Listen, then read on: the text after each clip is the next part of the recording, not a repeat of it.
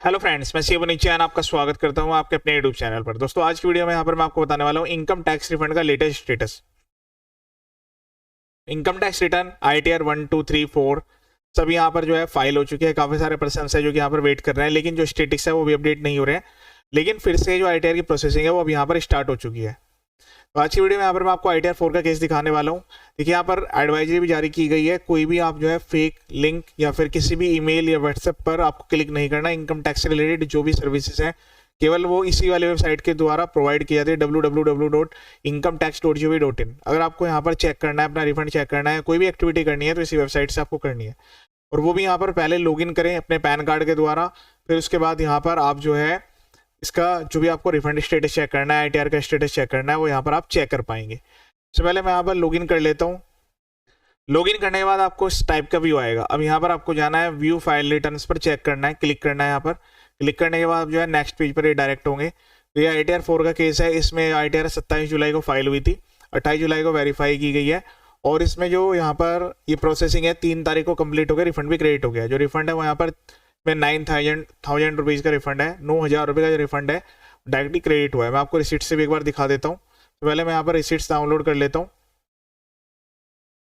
तो यहाँ पर जो ITR है वो 9,23,940 अप्रोक्सीमेटली 9 लाख रुपए की ITR है। और इसमें जो यहाँ पर रिफंड है वो भी यहाँ पर 9,000 रुपये का है, क्योंकि इसमें क्या है कि बिजनेस रिसीट्स थी सेक्शन 194C में, TDS डिडक्ट हुआ है, ITR 4 का ही केस है। चलिए, अब यहाँ पर जो है मैं आपको इसका व्यू डिटेल्स पर जाकर एक बार पूरी डिटेल्स चेक करा देता हूँ।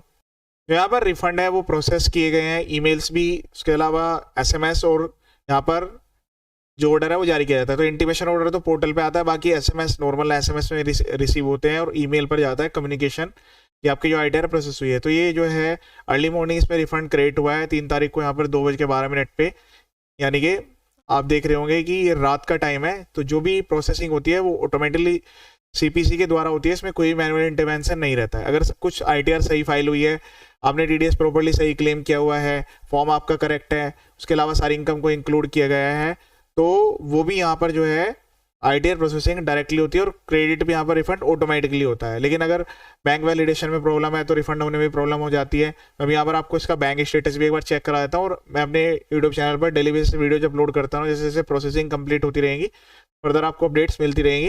वीडियो में कमेंट करें, उसके अलावा वीडियो को शेयर जरूर करें कि आपकी कौन सी ITR थी, किस दिन आपकी प्रोसेस हुई है, कौन सा आपका ITR फॉर्म था, रिफंड का कितना अमाउंट था। वैसे यहाँ पर ये डिपेंड नहीं करता है, सब पर्सन की इनकम टैक्स रिटर्न अलग अलग टाइप के, नेचर ऑफ इनकम अलग अलग हो सकता है, अमाउंट ऑफ रिफंड भी डिफरेंट रहेंगे। तो ऐसा कोई जरूरी नहीं है कि सबका रिफंड साथ में आएगा, किसी का पहले भी आ सकता है, बाद में आ सकता है। और अर्ली ITR फाइल करने का भी इस पर कोई इम्पैक्ट नहीं आता है। ये चीज़ें चेक करने के बाद हम एक बार यहाँ पर डिमांड जरूर चेक करेंगे। रेस्पॉन्ड टू आउटस्टैंडिंग डिमांड पर क्लिक करने के बाद यहाँ पर आपका ब्लैंक होना चाहिए। कोई भी अगर पुरानी डिमांड है तो पहले रिफंड उससे एडजस्ट हो जाएगा, आपको रिफंड रिसीव नहीं होगा। अब यहाँ पर आप एक बार जो है टैक्स क्रेडिट मिसमैच भी चेक कर लें। यहाँ पर आपको चेक करना है असेसमेंट ईयर 26-27 का, सबमिट पर क्लिक करेंगे। यहाँ पर लिखा हुआ आना चाहिए टैक्स क्रेडिट जो क्लेम है वो फुल्ली मैच्ड है। तो पैन नंबर आएगा, असेसमेंट ईयर। अगर यहाँ पर कुछ भी मिसमैचिंग आ रही है तो इसका मतलब आपने ITR सही फाइल नहीं किया। ITR में जो टैक्स क्लेम करा है वो पूरी तरह से मैच होना जरूरी है। ई फाइल वाले ऑप्शन पर जाकर यहाँ पर व्यू 26S पर जरूर चेक कर ले, कहीं ऐसा ना आपका TDS जो है वो चेंज हो गया हो। AIS और 26S पीरियडिकली चेक करते रहें। अगर आपने गलत ITR भर दी तो ITR रिवाइज कर सकते हैं। के लिए सेपरेट वीडियो मैं अपने यूट्यूब चैनल पर अपलोड कर चुका हूँ, वो एक बार आप देख सकते हैं। ठीक है, चलिए यहाँ पर जो है अब एक बार माई प्रोफाइल में जाकर मैं बैंक का स्टेटस भी दिखाता हूँ। ऐसे कोई यहाँ पर जो है माई प्रोफाइल में जाने के बाद बैंक अकाउंट स्टेटस, तो यहाँ पर 2 बैंक अकाउंट ऐड हो रखे हैं और दोनों के दोनों जो है यहाँ पर प्रॉपर्ली वैलिडेटेड है and EBC eligible for refund है। एटलीस्ट यहाँ पर 2 चीज़ें यहाँ पर होना जरूरी है। ईमेल मोबाइल अगर आपके नहीं भी है तब भी कोई दिक्कत नहीं है।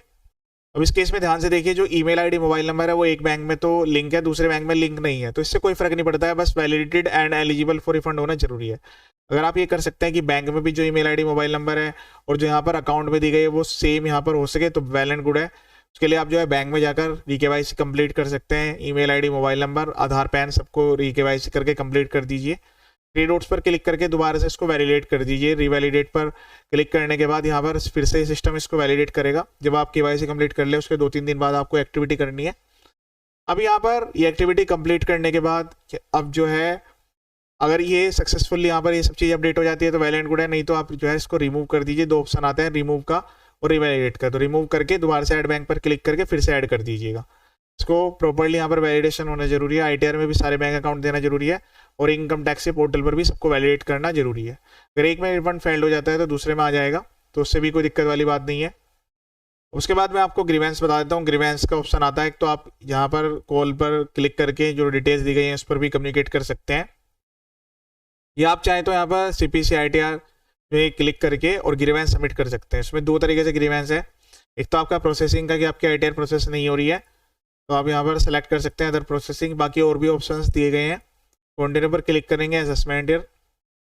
अभी आपको क्लियरली मेंशन करना है कि आपकी पर्टिकुलर ITR थी जिस आपने फाइल की थी, इसमें ये आपका TDS जो है वो रिफंड है, लेकिन अभी तक ITR प्रोसेस नहीं हुई है। अटैचमेंट कोई मैंडेटरी नहीं है, आप चाहें तो यहाँ पर ITR की कॉपी लगा के सबमिट कर सकते हैं। एक और भी आप ग्रीवेंस सबमिट कर सकते हैं रिफंड के रिगार्डिंग। फिर से आपको सबमिट ग्रीवेंस पर क्लिक करना है, CPC ITR। उसके अलावा यहाँ पर ऑप्शन है रिफंड का, दैन उसके बाद इनकम टैक्स एक्ट, सब कैटेगरी में अदर्स ले सकते हैं। बाकी और भी ऑप्शंस देंगे, जैसे इंटीमेशन ऑर्डर आ गया, ITR प्रोसेस नहीं हुई, कंटिन्यू, AY 2627, यहाँ पर प्रॉपर्ली ग्रीवेंस लिखेंगे। उसके बाद यहाँ पर अटैचमेंट तो ITR की एक्नॉलेजमेंट लगा सकते हैं, वैसे मैंडेटरी नहीं है, सबमिट पर क्लिक कर देना है।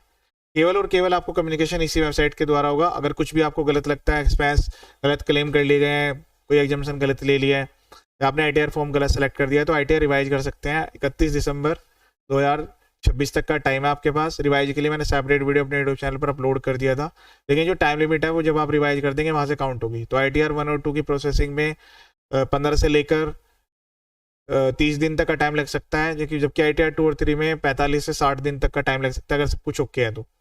ठीक है, इस वीडियो को शेयर जरूर करें। इतना लेटेस्ट अपडेट वीडियो देखने के लिए थैंक यू सो मच।